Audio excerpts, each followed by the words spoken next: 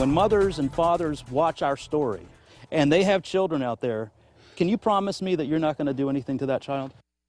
4 in your corner with tough questions tonight. There are nearly 800 registered sex offenders in Lee County alone. Now, the state maintains a database so you'll know exactly, ideally, where these criminals are at all times. But our investigation found that some offenders have been flying under the radar. 4 in your corner investigator Mike Mason has been tracking them down. He joins us now live in the studio with more. Mike. Yeah, it's unnerving to know there are so many sex offenders out there, but to find out that there are so many unaccounted for makes it even worse. Now, sex offenders are supposed to tell you and authorities whenever they move somewhere, but we found men who have raped children wandering around homeless, making it impossible to know where they're staying. More alarming, they tell us authorities are the ones who instructed them to live in the woods right next to large residential communities. Do you consider yourself dangerous? Can you promise us that you're not going to go back out there and hurt another child? Are you tempted to go out there and do it again? We expect authorities to keep track of each and every sex offender, but my investigation found that doesn't always happen. There are some that they don't learn their lessons. They just keep repeating and repeating. According to the Department of Corrections, there are no transient or homeless sex offenders in Lee County who are currently on probation and require supervision. However, the Lee County Sheriff's Office tells us they are tracking one homeless sex offender. We wanted to track down these sex offenders for ourselves. After all, you deserve to know where they are. We began by looking for 2 men we reported on 4 years ago. Back then, we uncovered how they were falsely registering their home address at this church on Ortiz Avenue in Fort Myers. Instead, we found them living in these woods, far behind the church, shunned by society. They treat us worse than Hitler. Eddie Pruna and Robert Taylor tell us they were not alone. You got about 4 or 5 different sex offenders living out there in tents. After our report in 2012, the men tell us police kicked them out of the woods and they moved into this North Fort Myers trailer. It's where they live today. Knowing the exact location of every sex offender is important, especially when they rape young children. I sexually raped a 10-year-old girl. I sexually molested my daughters. Okay. And how old were they at the time? 6 and 12. Twins were 6, my stepdaughter was 12. For how many years? About a year. These men tell us they decided to move into the woods because their probation officer told them to. We talked to our probation officer, Tito Nieves at the time, and he said, come at Ortiz behind the Seventh-day Adventist church. In the woods? In the woods. And we stayed there for a year. State officials say that probation officer resigned last year, so they can't tell us what really happened. They do say it's not their policy to tell offenders where to live. There's also a homeless population living in the woods here, just off Veronica Shoemaker Boulevard. This place became the center of controversy a couple of years ago when sex offenders said that the Lee County Sheriff's Office told them to live here. At that point, the city reacted, posting this no trespassing sign, saying that they had to find another place to live. So just to be sure, we began searching the woods in that area. It's right across from Trailhead Park. It's also adjacent to several large apartment complexes. Somebody's here. Our search led us to one homeless man who clearly didn't want us there. How you doing? No, turn it off, point it out the other way and get the hell out. As we searched further, we found this homeless family of 4. Mike Mason. Nice Okay. How are you? Vinny Harris. Nice to see you. Vinny, his wife, their 14-year-old daughter, and an elderly woman have all been living out here since losing their home last year. We've been out here now for half a year, trying to save up money to get a new place. Even though the sheriff's office says there are no sex offenders living in these woods, the Harrises say that's not true. We were warned that there was one. They tell us a DCF worker warned them about a sex offender who moved into the woods last month. They were urged to keep a close eye on their teenage daughter. You really don't know who's sneaking in here during the night. The chilling news also putting nearby residents on edge. Put them in jail. They're sex offenders. Even if they've done their time? Yes. Some feel these men can never be trusted. Are you guys dangerous? Nah, I don't think so. I'm no more dangerous than a dog. More dangerous than But Tiffany's father isn't laughing. Protection. He has a serious warning for anyone who may want to hurt his little girl. Okay, so you gonna be okay? Absolutely.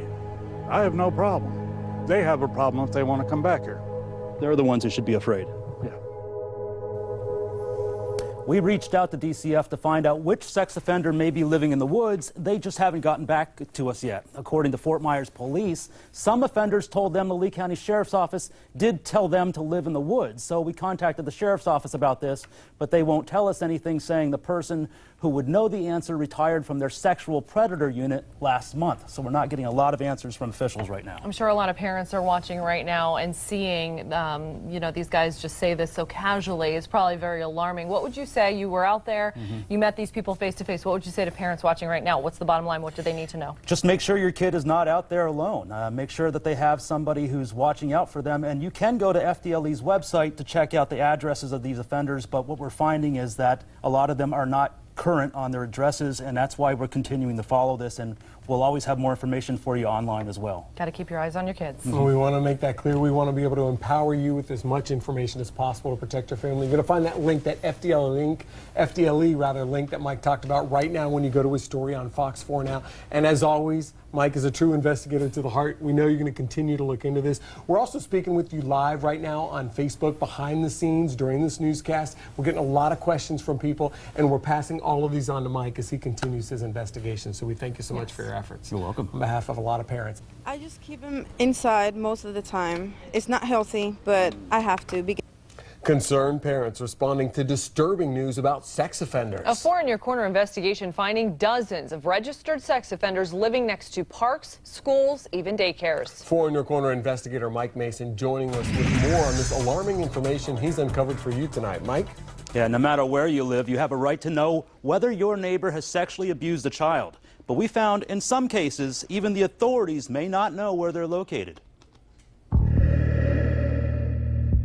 Sex offenders living right next door, whether you know it or not. My kids were playing here, and I didn't know that. We found most listed as living right in the heart of Fort Myers, just yards away from city parks, near daycare centers, and even this Lee County elementary school. Zip code 33901 is the hottest spot for registered sex offenders in Lee County. 43 of them listed on FDLE's website. That's awful. In Four in Your Corner finding, not all sex offenders are accounted for. A dozen currently claim to be locked up at the Lee County Jail, like 40-year-old Maurice Patterson. He's charged with lewd acts on a child under 16.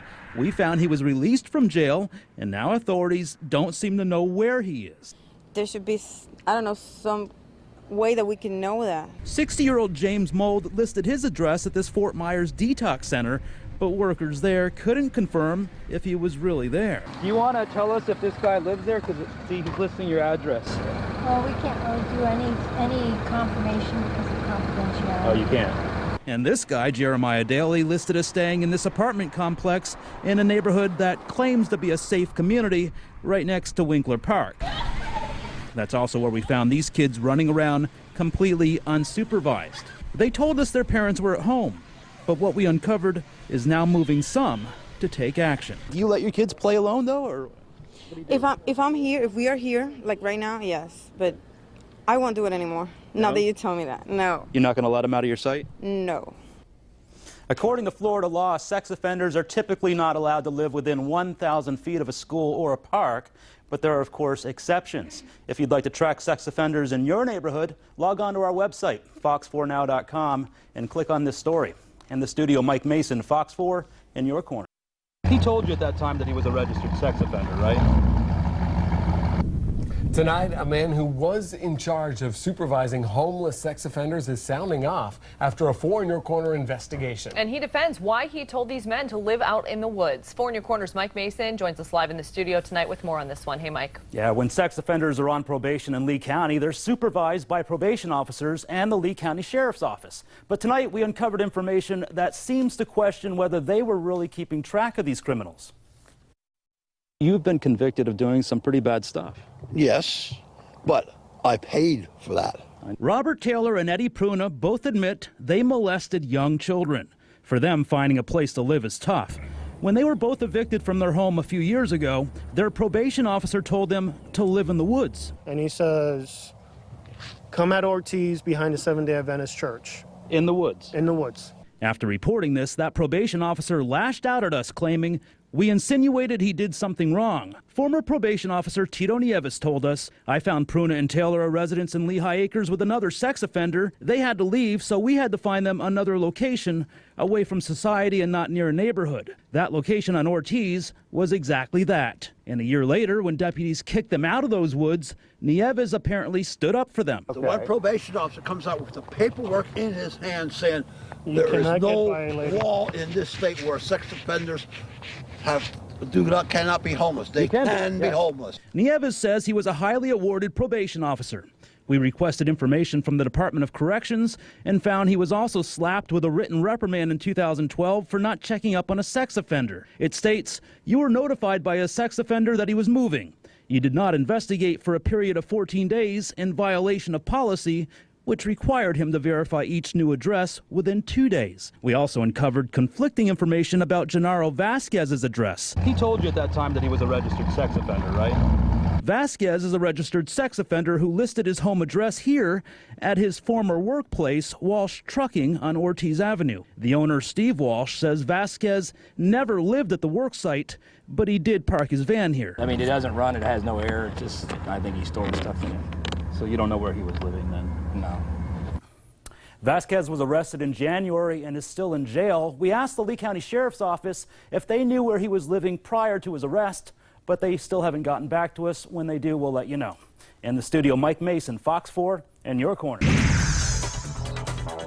He makes a case for this $180,000 3.5-year job. That's a little spendy.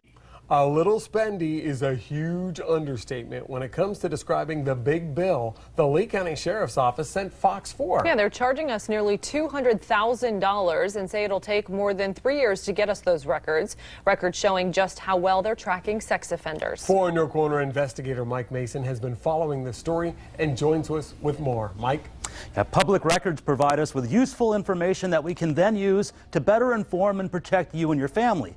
Now, some question whether the Sheriff's Office is misusing its power to keep those records private. Robert Taylor admits to molesting his 3 young daughters, but swears he'd never do it again. However, he feels some sex offenders can never be trusted. There are some that they don't learn their lessons. They just keep repeating and repeating. Lee County deputies are responsible for verifying the addresses of about 600 sex offenders each month. A 4 In Your Corner investigation recently finding some not living where they're supposed to be. So we requested documents showing each time the Lee County Sheriff's Office visited these sex offenders. We requested 4 years worth of information. Instead, the Sheriff's Office sent us a big bill with a detailed explanation of each expense. According to the Lee County Sheriff's Office, our request will require a huge amount of work to complete. We crammed the numbers they gave us. Here's the breakdown. The Sheriff's Office would have to compile info on 600 sex offenders. Since deputies check on them each month, that's 7,200 visits a year, or 29,000 visits over 4 years. The Sheriff's Office estimates it'll take about 15 minutes to review each of those visits, and that translates into 7,200 hours of work, or 180 weeks. And they'll charge us $25 an hour to gather that information. So the grand total, $180,000. And it'll take 3.5 years to complete. It's a kind of a troubling response. That's reprehensible for them to do something like that. For the past 15 years, Stephanie Eller has worked for the Lee County Sheriff's Office. She's now running for sheriff against Mike Scott. She worked as a public information officer and claims the Sheriff's Office has been known to stonewall the media. When there was an unfavorable story, there were times where the records were not given to the media. Basically, we were just told that a document by that name did not exist. But even though you knew that something did exist, that could be provided. Exactly. That was what bothered me the most. We also interviewed 2 media experts. Mark Karamanica is an attorney specializing in media law, and Professor Scott Libben chairs the ethics committee for RTDNA, one of the most well-respected media organizations in the country. Both question why the sheriff can't promptly produce these public records. What is going on here? Why are your records kept in such a fashion that's going to take so long? And shouldn't this just be in some sort of central database or report for each visit that you could retrieve quickly? I had always assumed that data processing had made a little bit more progress than that in contemporary law enforcement. It's a little frightening to me to think that it's quite that sluggish and primitive that it would literally take 3.5 years to do this. And if it really does take the sheriff's office 3.5 years to compile this information about sex offenders, we wonder how they're able to keep track of them since they apparently have no database. We requested interviews and a comment about this from the sheriff's office, but so far we haven't heard back. In the studio, Mike Mason, Fox 4, in your corner.